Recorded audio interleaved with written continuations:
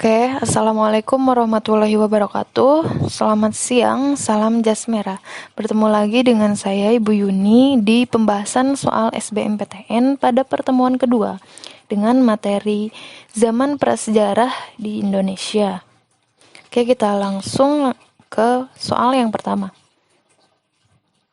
Sini ada kemunculan manusia purba pertama kali di bumi menandai sebuah perkembangan jenis makhluk hidup dari yang sebelumnya didominasi oleh reptil besar. Nah, kemudian manusia purba muncul terutama pada zaman A. Pleistosen Tersier Neozoikum, B. Pleistosen Kuarter Neozoikum, C. Hologen bagian dari zaman Neozoikum, D. Glasial yang merupakan bagian dari zaman Holosen, dan Kuarter yang merupakan bagian dari zaman Neozoikum. Oke, kita bahas satu persatu. Pleistosen di sini yang A ya. Pleistosen itu merupakan zaman es, sedangkan Tersier ini zaman di mana binatang menyusui mulai berkembang dan reptil raksasa itu kemudian semakin hilang. Kemudian Neozoikum ini merupakan zaman kehidupan baru dan kemudian binatang menyusui. Nah, zaman Neozoikum ini dibagi menjadi dua, yaitu zaman Tersier dan zaman Kuarter. Selanjutnya, Kuarter. Kuarter ini merupakan zaman di mana berkembangnya kehidupan manusia. Terus selanjutnya ini yang C, Holosen. Holosen di sini udah dijelasin merupakan bagian dari zaman Neozoikum, di mana zaman ini berlangsung sekitar 20.000 tahun sampai sekarang, yang melahirkan Homo sapiens atau manusia cerdas.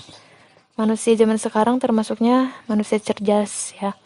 Dan yang D, ini ada zaman glasial, di mana merupakan dari bagian zaman Holosen, zaman glasial ini. Terus yang terakhir itu ada Kuarter. Kuarter ini merupakan bagian dari zaman Neozoikum tadi ya.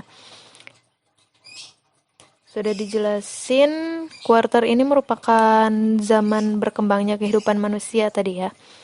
Oke, jadi jawabannya adalah yaitu Kuarter yang merupakan bagian dari zaman Neozoikum.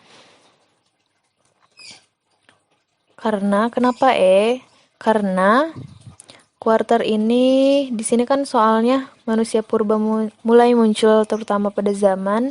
Nah, setelah tadi kita bahas satu-satu nih dari Pleistosen, Tersier, Neozoikum dan lain sebagainya, ternyata lebih kepada zaman Kuarter, di mana zaman Kuarter ini zaman berkembangnya kehidupan manusia. Jadi jawabannya Soal selanjutnya nomor 2. Oke, perhatikan 3 poin di depan kalian. Yang pertama ada fosil tersebut ditemukan oleh seorang paleontolog yang bernama G.H.R. von Koningswald. Yang kedua, lokasi penemuan fosil tersebut di Sangiran, Sragen, Jawa Tengah. Yang ketiga, fosil tersebut ditemukan pada lapisan tanah Pleistosen bawah. Nah, berdasarkan keterangan-keterangan tersebut, manusia praaksara yang dimaksud adalah di sini ada A sampai E, ada Pithecanthropus mojokertensis. Kita akan bahas satu persatu dari A sampai E. Oke. Kita lebih titik beratkan kepada poin yang kedua, di mana penemuan lokasinya ya. Oke, penemuan lokasi dari beberapa jenis manusia purba dari A sampai E ini. Oke, yang pertama ada Pithecanthropus mojokertensis, itu ditemukan di Mojokerto, yaitu daerah Jawa Timur. Jadi bukan di Sragen, Jawa Tengah ya. Berarti udah bukan termasuk. Selanjutnya yang B, Meganthropus paleojavanicus. Ini ditemukan di Sragen, Jawa Tengah. Oke, ini masuk kualifikasi yang B. Yang C, Pithecanthropus erectus. Nah, ini ditemukan di Trinil, Jawa Timur. Ini udah nggak masuk kualifikasi. D, Homo wajakensis, di mana ditemukan di daerah Tulung Agung, yaitu di Jawa Timur. Ini juga tidak termasuk ke dalam kualifikasi. Dan yang terakhir, Homo soloensis, ini ditemukan di Sungai Bengawan Solo, yaitu daerah Jawa Tengah. Berarti satu-satunya jawaban yaitu yang B, Meganthropus paleojapanicus. Berarti jawabannya adalah B. Oke. Soal selanjutnya, nomor 3. Dilihat dari hasil kebudayaannya, bangsa Deutero-Melayu memiliki kebudayaan yang lebih maju dibandingkan dengan bangsa Proto-Melayu.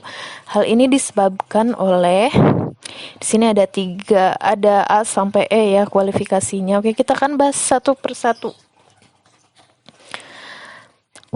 Nah, bangsa Proto-Melayu ini masuk ke Nusantara pada tahun 2000 sebelum Masehi. Sedangkan bangsa Deutero-Melayu masuk ke Nusantara pada gelombang kedua, yaitu pada tahun 500 sebelum Masehi. Nah, bangsa Deutero-Melayu sudah mampu membuat benda-benda dari logam serta mengenal teknik perundagian dengan baik. Nah, dari waktunya saja sudah bisa dibedakan ya. Jadi jawabannya adalah A, yaitu telah dapat membuat barang-barang dari perunggu dan besi. Seperti itu. Soal selanjutnya nomor 4. Masa pemerintahan berburu dan mengumpulkan makanan tingkat sederhana adalah salah satu dari ciri zaman prasejarah yang ditandai dengan A, perkembangan kebudayaan manusia dan alat-alatnya. B, iklim alam yang sangat ekstrim berlangsung selama beberapa juta tahun. C, adanya jenis hewan yang ditemukan dalam penggalian purbakala di beberapa gua di Jawa, di Sulawesi Selatan, Flores Timur, dan situs terbuka di Sumatera Utara.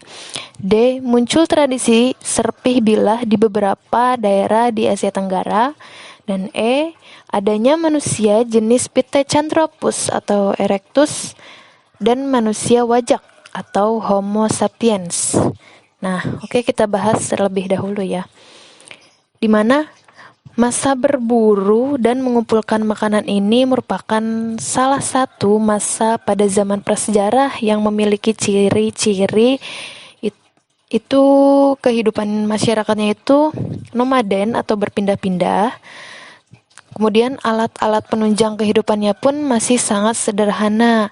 Jadi jawabannya adalah A, yaitu perkembangan kebudayaan manusia dan alat-alatnya. Seperti itu, karena mereka hidupnya itu masih berpindah-pindah atau nomaden ya. Soal selanjutnya nomor 5. Sini ada sifat multikultur masyarakat prasejarah dapat diketahui dari kemampuan mereka, yaitu A, berasimilasi, B, menjaga lingkungan, C, mengumpulkan makanan, D, menemukan sumber makanan, dan E, beradaptasi dengan budaya lain. Oke, kita bahas terlebih dahulu. Kita lebih fokuskan kepada sifat multikultur masyarakat prasejarahnya ya, dimana dapat diketahui dari kemampuan dalam beradaptasi dengan budaya lain karena mereka itu hidupnya berpindah-pindah ya, jadi kemampuan beradaptasinya itu luar biasa gitu, baik dengan alam maupun dengan lingkungan sekitar. Nah, hal tersebut dapat diketahui dengan lahirnya beberapa kebudayaan, seperti kebudayaan Dongson, Bakson, Hobin, yang membuktikan adanya proses adaptasi masyarakatnya terhadap kebudayaan di wilayah Asia Tenggara. Jadi jawabannya adalah E, yaitu beradaptasi dengan budaya lain. Seperti itu. Soal selanjutnya, nomor 6. Menhir merupakan hasil dari kebudayaan megalitik yang berfungsi untuk A, tempat untuk penguburan mayat, B, tempat upacara keagamaan, C. Tempat untuk berkomunikasi dengan orang mati. D. Sarana pemujaan terhadap roh nenek moyang. Dan E. Tanda kebesaran penguasa pada zaman itu. Oke, kita bahas terlebih dahulu. Di mana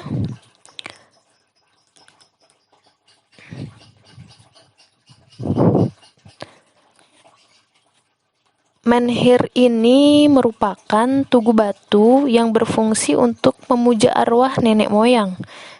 Dan menurut kepercayaan masyarakat prasejarah tersebut, arwah nenek moyang ini tetap bersemayam di sekitar tempat tinggal untuk melindungi masyarakatnya. Jadi jawabannya adalah D, yaitu sarana pemujaan terhadap roh nenek moyang. Soal selanjutnya nomor 7. Di sini bukti bahwa masyarakat Indonesia sudah bercocok tanam pada masa Neolitikum adalah, sini ada A sampai E. Oke, kita bahas satu persatu. Di mana kapak genggam dan flax adalah peninggalan masa berburu dan mengumpulkan makanan atau masuk ke dalam kategori food gathering. Sedangkan kejokan modinger berupa sampah sisa-sisa kerang yang membantu peninggalan masa berburu dan meramu atau yang disebut food combine. Sedangkan peninggalan masa bercocok tanam atau yang disebut food producing merupakan benda-benda yang lebih modern daripada sebelumnya, seperti kapak persegi, kapak lonjong, belitung persegi, dan mata panah. Nah, pada fase berikutnya, masa perundagian atau zaman logam. Nah, dari zaman ini peninggalannya alat-alat terbuat dari logam.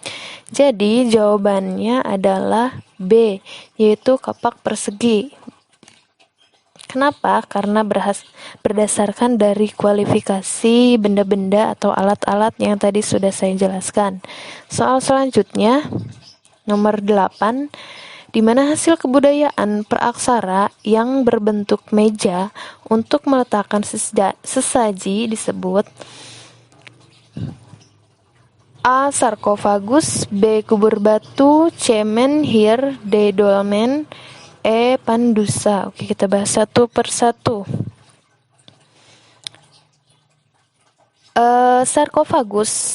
Sarkofagus ini merupakan kubur batu berbentuk lesung. Terus kemudian kubur batu. Kubur batu ini merupakan kuburan yang terbuat atau dikelilingi oleh batu. Sedangkan menhir merupakan tugu batu untuk memuja arwah leluhur. Lalu dolmen ini merupakan meja untuk meletakkan sesaji.